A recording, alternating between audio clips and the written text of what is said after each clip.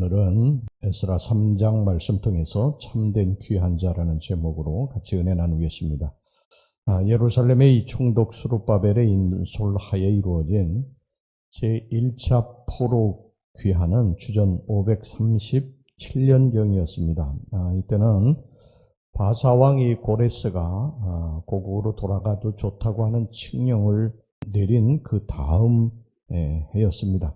주전 538년경에 고레스의 귀한 조서를 접한 이스라엘 백성들이 이제 정리를 하기 시작을 합니다. 바벨론 생활에서 그동안 수십 년 동안 살았던 이제 삶의 모든 것들을 이제 정리를 하면서요, 고국 귀환의 여정에 오르게 됩니다. 이때가 이제 주전 537년 니산월 유대 종교력으로 1월이었습니다.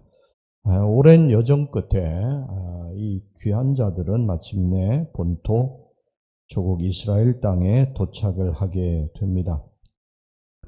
본토에 도착한 이스라엘 백성들은 제일 먼저 어디를 찾아가느냐 하면 파괴된 예루살렘 성전터를 찾아갑니다. 그리고 그 옛날에 솔로몬 성전의 지대를 확인을 하고요, 그곳에 번제단 위치에 새로이 제단을 세우고 우선 급한 대로 그곳에서 하나님 앞에 제사를 드리게 됩니다. 2절, 3절 말씀 보겠습니다.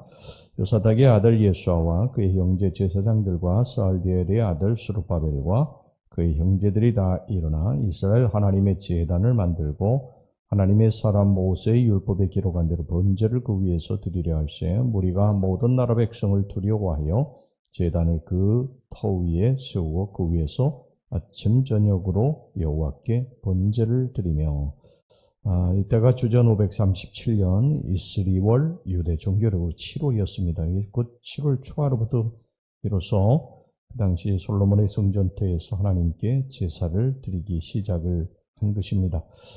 비록 당시에 번듯한 성전 건물은 세워지지 않았지만 초라한 상태에서 조그만 제단 위에서 드려지는 제사였지만 그 제사는 여호와 신앙을 되찾는 회복을 의미하는 그런 상징적인 뜻깊은 제사였던 것입니다. 한편 여호와의 제사가 이 7월 초하루부터 개시된 것은요, 7월은 이스라엘 백성들에게 있어서 정말 특별한 달이기 때문이죠. 디스리월인 7월은 민간용어로는 제1월에 해당하는 그러한 달입니다. 그래서 각종 절기 기념일이 거기 다 들어가 있는데 7월 1일은 나팔을 불어서 신년 새해를 알리는 그러한 나팔절 신년절이었고요. 또 7월 10일은 대속죄절이었고, 그리고 7월 15일부터 한 주간은 이스라엘의 3대 절기 가운데 하나인 초막절이었습니다. 그리고 초막절 다음 날인 7월 22일은 이 거룩한 대회로 모이는 성회의 날이었습니다. 그래서 대제사장 예수아와 예루살렘 총독 수룹바벨은 이 거룩한 달을 맞이하면서 제단을 세우고 제사를 회복을 했던 것입니다. 그리고 이후에 이제 5개월 동안 이 성전을 답사하게 되고요. 그리고 그 지대를 확인한 후에 마침내 그 다음에 2월에 성전의 지대를 놓는 제2성전, 일명 수룹바벨 성전 기공 예배를 드렸습니다. 자, 오늘 여기서 이제 이 귀환한 사람들의 모습들을 좀 살펴보면서요, 정말 참된 귀환이라고 하는 것이 뭐냐 하는 것을 좀 살펴보도록 하겠습니다. 첫째, 이들은 제단을 세우고 제사를 드릴 때 자신들의 마음대로 행하지 않았습니다. 이 성전인 솔로몬 성전의 번제단 터 위에 제단을 세우고 또한 모세의 율법에 기록된 대로 번제를 드렸습니다. 2절 말씀 좀 다시 보겠습니다. 요사닥의 아들 예수아와 그의 형제 제사장들과 스알디엘의 아들 스룹바벨과 그의 형제들이 다 일어나 이스라엘 하나님의 제단을 만들고 하나님의 사람 모세의 율법에 기록한 대로 번제를 그 위에서 드리려 할세. 제사뿐만 아니라 절기와 기념일도 기록한 규례대로 그렇게 행하고 지켰습니다. 4절 봅니다. 기록된 규례대로 초막절을 지켜 번제를 매일 정수대로 날마다 드리고. 여러분, 이게 굉장히 중요한데요, 사실 이스라엘 백성들이 이방 땅에 포로로 붙잡혀간 것은 하나님의 말씀대로 살지 않았기 때문입니다.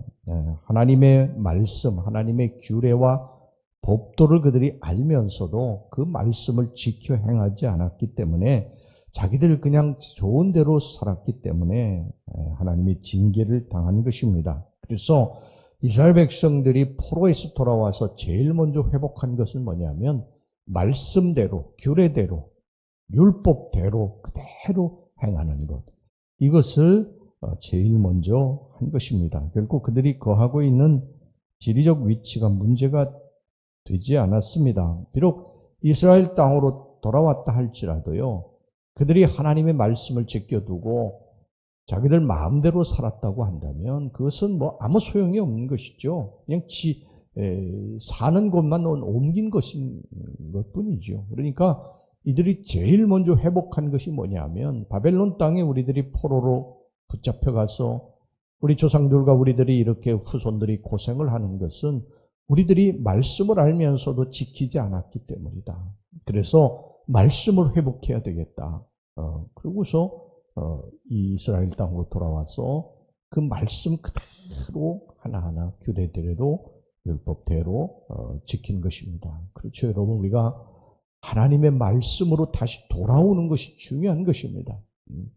내가 그동안에 고난을 겪는 이 모든 것들이, 어려움을 겪는 모든 것들이 내가 내 마음대로 살았기 때문에 그런 것이다. 그러면 말씀으로 이제 살아보자. 하나님 말씀으로 살아보자. 하나님 중심으로 살아보자. 여러분에게 돌아와야 되는 것입니다. 이것이 참된 귀한인 줄로 믿습니다. 그 다음에 두 번째요. 그들은 하나님께로 온전히 귀환하게 됩니다.